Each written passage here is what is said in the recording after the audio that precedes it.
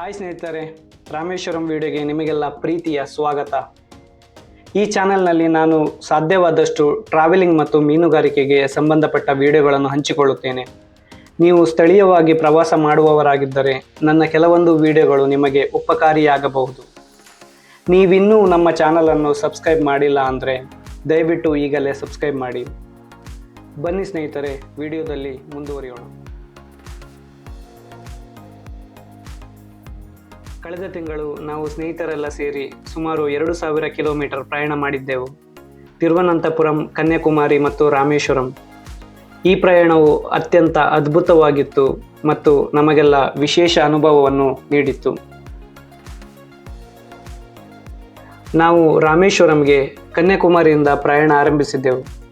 ತಮಿಳುನಾಡು ರಾಜ್ಯ ಸಾರಿಗೆ ಬಸ್ನಲ್ಲಿ ಕನ್ಯಾಕುಮಾರಿಯಿಂದ ರಾಮೇಶ್ವರಂ ಕಡೆಗೆ ಹೊರಟೆವು. ಬಸ್ ದರ ಪ್ರತಿ ವ್ಯಕ್ತಿಗೆ 378 ಇತ್ತು.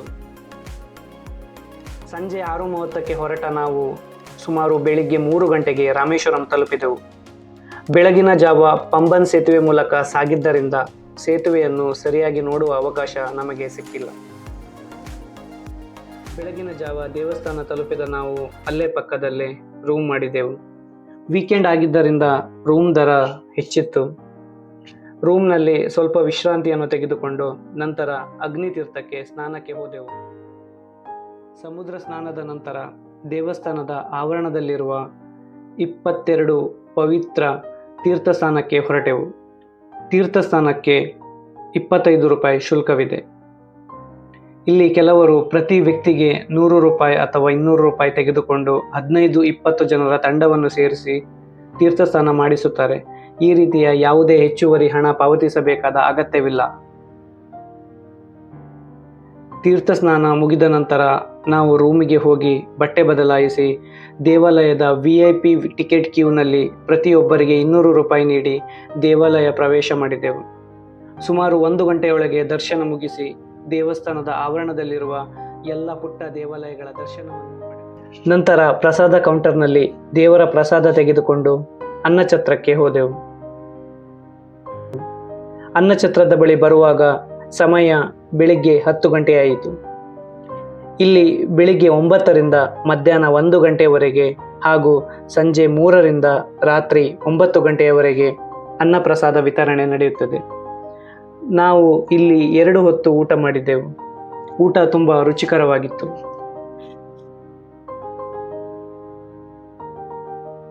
ರಾಮೇಶ್ವರಂಗೆ ಇದು ನನ್ನ 2ನೇ ಪ್ರಯಾಣವಾಗಿತ್ತು. ಕಳೆದ ಬಾರಿ ನಾನು ಇಲ್ಲಿಗೆ ಬಂದಾಗ ಸ್ಫಟಿಕಲಿಂಗ ದರ್ಶನ ಮಾಡಿದ್ದೆ. ಆದರೆ ಈ ಬಾರಿ ಸಮಯದ ಅಭಾವದಿಂದಾಗಿ ಸ್ಫಟಿಕಲಿಂಗದ ದರ್ಶನ ಸಾಧ್ಯವಾಗಲಿಲ್ಲ. ನೀವು ಸ್ಫಟಿಕಲಿಂಗ ದರ್ಶನ ಮಾಡಲು ಇಚ್ಛಿಸುತ್ತಿದ್ದರೆ ಮಧ್ಯರಾತ್ರಿ 3 ಗಂಟೆಗೆ ದೇವಸ್ಥಾನದ ಆವರಣದಲ್ಲಿ ಬಂದು ಕ್ಯೂನಲ್ಲಿ ನಿಲ್ಲಬೇಕಾಗುತ್ತದೆ.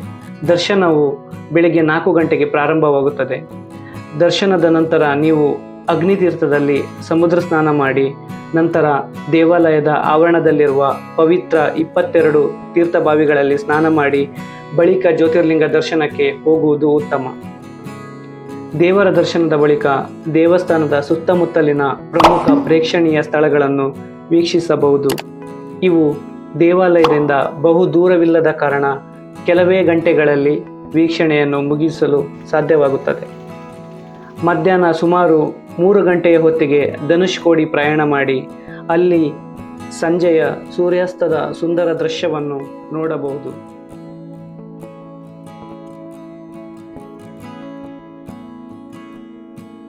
ಬೆಂಗಳೂರಿನಿಂದ ರಾಮೇಶ್ವರಂಗೆ 553 ಕಿಲೋಮೀಟರ್ ದೂರ ಇದೆ. ಬೆಂಗಳೂರಿನಿಂದ ರಾಮೇಶ್ವರಂಗೆ ಕೇವಲ 1 ನೇರ ಟ್ರೈನ್ ಇದೆ. ಇದು ಶನಿವಾರ ಸಂಜೆ 3 ಗಂಟೆಗೆ ಬೆಂಗಳೂರಿನಿಂದ ಹೊರಟು ಆದಿತ್ಯವಾರ ಬೆಳಿಗ್ಗೆ 4:25ಕ್ಕೆ ರಾಮನಾಥಪುರಂ ತಲುಪುತ್ತದೆ. ಇಲ್ಲಿಂದ ನೀವು ರಾಮೇಶ್ವರಂಗೆ ಬಸ್ನಲ್ಲಿ ಪ್ರಯಾಣಿಸಬೇಕಾಗುತ್ತದೆ.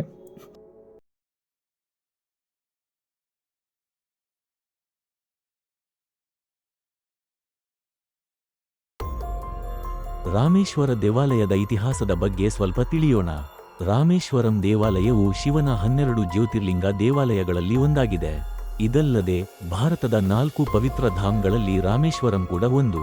ಇದನ್ನು ರಾಮನಾಥ ಸ್ವಾಮಿ ದೇವಾಲಯವೆಂದು ಕರೆಯುತ್ತಾರೆ. ಇಲ್ಲಿನ ಬಾವಿಯ ನೀರಿನಿಂದ ತೀರ್ಥ ಸ್ನಾನ ಮಾಡುವುದರಿಂದ ಪಾಪಗಳೆಲ್ಲವೂ ಕೂಡ ಪರಿಹಾರವಾಗಿ ಮೋಕ್ಷ ದೊರೆಯುತ್ತದೆ ಎನ್ನುವ ನಂಬಿಕೆಯಿದೆ. ಈ ದೇವಾಲಯದ ಪ್ರತಿಯೊಂದು ಅಂಶವೂ ರಾಮಾಯಣದ ಘಟನೆಯೊಂದಿಗೆ ಆಳವಾದ ಸಂಬಂಧವನ್ನು ಹೊಂದಿದೆ. ರಾಮಾಯಣದ ಪ್ರಕಾರ ರಾಮನು ಲಂಕೆಯಲ್ಲಿ ರಾವಣನೊಂದಿಗೆ ಯುದ್ಧ ಮಾಡಿ ದಿಗ್ವಿಜಯ ಸಾಧಿಸಿದ ನಂತರ ದೇವಿ ಸೀತೆಯೊಂದಿಗೆ ಹಾಗೂ ಆತನ ಸೈನ್ಯದೊಂದಿಗೆ ರಾಮೇಶ್ವರಕ್ಕೆ ಬರುತ್ತಾನೆ. ರಾವಣನು ಬ್ರಾಹ್ಮಣನಾಗಿದ್ದರಿಂದ ಆತನನ್ನು ಕೊಂದು ತಾನು ಪಾಪ ಮಾಡಿದೆನೆಂಬ ಪಾಪ ಪ್ರಜ್ಞೆಯು ರಾಮನನ್ನು ಕಾಡುತ್ತಿತ್ತು. ಹಿಂದೂ ಧರ್ಮಗ್ರಂಥಗಳ ಪ್ರಕಾರ ಬ್ರಾಹ್ಮಣರನ್ನು ಕೊಲ್ಲುವುದು ಬ್ರಹ್ಮಹತ್ಯೆ ದೋಷವೆಂದು ಪರಿಗಣಿಸಲಾಗುತ್ತದೆ. ಹಾಗಾಗಿ ರಾಮನು ತನ್ನ ಈ ಪಾಪವನ್ನು ಕಳೆಯಲು ಈ ಸ್ಥಳದಲ್ಲಿ ಶಿವನನ್ನು ಪ್ರಾರ್ಥಿಸಿದನು. ಕುಲಗುರು ಋಷಿ ಅಗಸ್ತ್ಯರ ಸಲಹೆಯಂತೆ ರಾಮನು ರಾಮೇಶ್ವರದಲ್ಲಿ ಶಿವಲಿಂಗವನ್ನು ಸ್ಥಾಪಿಸಲು ನಿರ್ಧರಿಸಿದನು ಮತ್ತು ಬ್ರಹ್ಮಹತ್ಯೆ ದೋಷವನ್ನು ನಿವಾರಿಸಿಕೊಳ್ಳುವ ವಿಧಿಗಳನ್ನು ಮಾಡಿದನು. ಆದ್ದರಿಂದ ರಾಮನು ಶಿವಲಿಂಗವನ್ನು ತರಲು ಹನುಮಂತನನ್ನು ಕೈಲಾಸ ಪರ್ವತಕ್ಕೆ ಕಳುಹಿಸಿದನು. ದೋಷಗಳ ಪರಿಹಾರಕ್ಕೆ ಎಲ್ಲಾ ವಿಧಿವಿಧಾನಗಳನ್ನು ನಿರ್ದಿಷ್ಟ ಸಮಯದೊಳಗೆ ಮಾಡಬೇಕಿತ್ತು. ಹನುಮನು ಶಿವಲಿಂಗವನ್ನು ತರುವ ವೇಳೆಗೆ ವಿಳಂಬವಾಗುತ್ತದೆ. ಶಿವಪೂಜೆ ಮಾಡಬೇಕಾದ ಕಾಲ ಸಮೀಪಿಸುತ್ತಿದ್ದುದರಿಂದ ಸೀತೆಯು ಸಮೀಪದ ಮಣ್ಣುಗಳಿಂದಲೇ ಲಿಂಗವನ್ನು ತಯಾರಿಸುತ್ತಾಳೆ. ಅದನ್ನೇ ಇಲ್ಲಿ ಪ್ರತಿಷ್ಠಾಪಿಸಲಾಯಿತು. ಇದನ್ನು ರಾಮಲಿಂಗವೆಂದು ಕರೆಯಲಾಯಿತು. ನಂತರ ಹನುಮನು ತಂದುಕೊಟ್ಟ ಲಿಂಗವನ್ನು ಪ್ರತಿಷ್ಠಾಪಿಸಲು ಹನುಮನು ಬಯಸಿದಾಗ ರಾಮನು ಹನುಮ ಮನೋಭಾವವನ್ನು ಗೌರವಿಸಿ ಹನುಮನು ತಂದುಕೊಟ್ಟ ಲಿಂಗವನ್ನು ಕೂಡ ಇಲ್ಲಿ ಸ್ಥಾಪಿಸುತ್ತಾನೆ. ಅದೇ ಲಿಂಗವನ್ನು ಹನುಮಲಿಂಗ ಎಂದು ಕರೆಯುತ್ತಾರೆ. ರಾಮನಾಥಸ್ವಾಮಿ ದೇವಾಲಯದ ಮತ್ತೊಂದು ಪ್ರಮುಖ ಲಕ್ಷಣವೆಂದರೆ ಈ ದೇವಾಲಯದ ಆವರಣದಲ್ಲಿ ಮತ್ತು ದೇವಾಲಯದ ಸುತ್ತಮುತ್ತಲಿನ ಆವರಣದಲ್ಲಿ 64 ಬಾವಿಗಳಿವೆ. ಇವುಗಳು ತೀರ್ಥ ಸ್ನಾನದ ಬಾವಿಗಳಾಗಿವೆ. ಸ್ಕಂದ ಪುರಾಣದ ಪ್ರಕಾರ ಅವುಗಳಲ್ಲಿ 24 ಬಾವಿಗಳು ಪ್ರಮುಖವಾದ ಬಾವಿಗಳಾಗಿವೆ. ಈ ಬಾವಿಯ ಅಚ್ಚರಿಕರ ವಿಷಯವೆಂದರೆ ಈ ದೇವಾಲಯದಲ್ಲಿರುವ ಎಲ್ಲಾ ಬಾವಿಗಳು ಒಂದಕ್ಕೊಂದು ಹತ್ತಿರದಲ್ಲಿದ್ದರೂ ಕೂಡ ಪ್ರತಿಯೊಂದು ಬಾವಿಯ ನೀರು ಭಿನ್ನ ರುಚಿಯನ್ನು ಹೊಂದಿದೆ. ಭಕ್ತರು ದೇವಾಲಯವನ್ನು ಪ್ರವೇಶಿಸುವ ಮುನ್ನ ಈ ಬಾವಿಯ ನೀರಿನಿಂದ ತೀರ್ಥ ಸ್ನಾನವನ್ನು ಮಾಡಿ ದೇವಾಲಯದ ಒಳಗೆ ಪ್ರವೇಶಿಸಬೇಕು. ಇಲ್ಲಿನ ಬಾವಿಯ ನೀರಿನಿಂದ ತೀರ್ಥ ಸ್ನಾನ ಮಾಡುವುದರಿಂದ ಪಾಪಗಳೆಲ್ಲವೂ ಕೂಡ ಪರಿಹಾರವಾಗಿ ಮೋಕ್ಷ ದೊರೆಯುತ್ತದೆ ಎನ್ನುವ ನಂಬಿಕೆಯಿದೆ. ರಾಮೇಶ್ವರಂನ ಪ್ರೇಕ್ಷಣೀಯ ಸ್ಥಳಗಳು. ಧನುಷ್ಕೋಡಿ.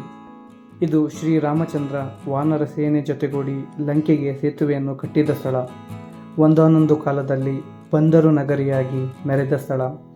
1964ರ ಭೀಕರ ಚಂಡಮಾರುತಕ್ಕೆ ಬಲಿಯಾಗಿ ಇಂದು ಅಳಿದುಳಿದ ಅವಶೇಷಗಳಿಂದಾಗಿ ಹೆಸರುವಾಸಿಯಾದ ಸ್ಥಳ. ಲಕ್ಷ್ಮಣ ತೀರ್ಥ. ಲಕ್ಷ್ಮಣ ತೀರ್ಥವನ್ನು ರಾಮನ ಸಹೋದರ ಲಕ್ಷ್ಮಣನ ಪ್ರೀತಿಯ ನೆನಪಿಗಾಗಿ ನಿರ್ಮಿಸಲಾಗಿದೆ. ಲಕ್ಷ್ಮಣನಿಗೆ ಪ್ರಾರ್ಥನೆ ಸಲ್ಲಿಸುವ ಸಲುವಾಗಿ ಈ ದೇವಾಲಯವನ್ನು ರಾಮೇಶ್ವರದಲ್ಲಿಯೇ ನಿರ್ಮಿಸಲಾಗಿದೆ.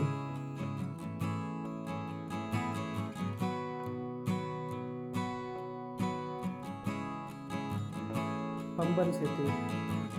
ಇದು ದಕ್ಷಿಣ ಭಾರತದ ಅತಿ ಉದ್ದದ ಸೇತುವೆಯಾಗಿದೆ. ಇದು ರಾಮೇಶ್ವರಂ ದ್ವೀಪವನ್ನು ಮುಖ್ಯ ಭೂಮಿಗೆ ಸಂಪರ್ಕಿಸುತ್ತದೆ.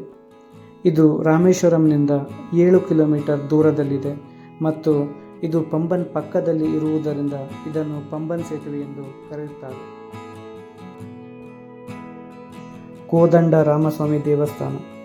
ಈ ದೇವಾಲಯವು ಧನುಷ್ಕೋಡಿ ದಾರಿಗೆ ಹೋಗುವ ಮಾರ್ಗದಲ್ಲಿದೆ. ಪುರಾಣಗಳ ಪ್ರಕಾರ ಶ್ರೀರಾಮಚಂದ್ರನು ರಾವಣನ ತಮ್ಮನಾದ ವಿಭೀಷಣನನ್ನು ಇದೇ ಸ್ಥಳದಲ್ಲಿ ಭೇಟಿಯಾಗಿದ್ದನು. ಈ ದೇವಾಲಯವು ರಾಮಾಯಣದ ಪ್ರಮುಖ ಘಟನೆಗಳಿಗೆ ಸಾಕ್ಷಿಯಾಗಿದೆ ಮತ್ತು ಈ ಸ್ಥಳದಿಂದಲೇ ಶ್ರೀರಾಮನು ತೇಲುವ ಕಲ್ಲುಗಳಿಂದ ಸೇತುಪಾಲವನ್ನು ನಿರ್ಮಿಸಿದನೆಂಬ ನಂಬಿಕೆ ಇದೆ. APJ Abdul Kalam house. ಭಾರತದ ಮಾಜಿ ರಾಷ್ಟ್ರಪತಿ, ವಿಜ್ಞಾನಿ ಮತ್ತು ಸ್ಫೂರ್ತಿದಾಯಕ ವ್ಯಕ್ತಿಯವರ ನಿವಾಸವಾಗಿದೆ. ಇದು ಅವರ ಪೋಷಕರು ಮತ್ತು ಸಹೋದರರು ಅವರನ್ನು ಬೆಳೆಸಿದ ಸ್ಥಳವಾಗಿದೆ. ಈ ಮನೆಯನ್ನು ಈಗ ವಸ್ತು ಸಂಗ್ರಹಾಲಯವನ್ನಾಗಿ ಪರಿವರ್ತಿಸಲಾಗಿದ್ದು ಪ್ರವಾಸಿಗರು ಅಬ್ದುಲ್ ಕಲಾಂ ಅವರ ಜೀವನ ಮತ್ತು ಅವರ ಸಾಧನೆಯನ್ನು ಇಲ್ಲಿ ವೀಕ್ಷಿಸಬಹುದು. ಪಂಚಮುಖಿ ಹನುಮಾನ್ ದೇವಾಲಯ. ಪಂಚಮುಖಿ ಹನುಮಾನ್ ದೇವಾಲಯ 5 ಮುಖ ಹೊಂದಿದ ಹನುಮಂತನ ದೇವಾಲಯ ಶ್ರೀರಾಮನಾಥ ಸ್ವಾಮಿ ದೇವಸ್ಥಾನದಿಂದ ಸುಮಾರು 2 ಕಿಲೋಮೀಟರ್ ದೂರದಲ್ಲಿದೆ. ಈ ದೇವಸ್ಥಾನವನ್ನು ಶ್ರೀ ಹನುಮಂತ ದೇವರಿಗೆ ಅರ್ಪಿಸಲಾಗಿದೆ. ಈ ದೇವಸ್ಥಾನದ ಮತ್ತೊಂದು ಪ್ರಮುಖ ಆಕರ್ಷಣೆ ಎಂದರೆ ಭಕ್ತರಿಗಾಗಿ ಪ್ರದರ್ಶಿಸಲಾದ ತೇಲುವ ಕಲ್ಲುಗಳು ಇಲ್ಲಿವೆ. ಅಂತಿಮವಾಗಿ ರಾಮೇಶ್ವರಂ ಒಂದು ಪವಿತ್ರತೆಯನ್ನು, ಪ್ರಾಕೃತಿಕ ಸೌಂದರ್ಯವನ್ನು ಹೊಂದಿರುವ ವಿಶಿಷ್ಟ ತೀರ್ಥಕ್ಷೇತ್ರವಾಗಿದೆ.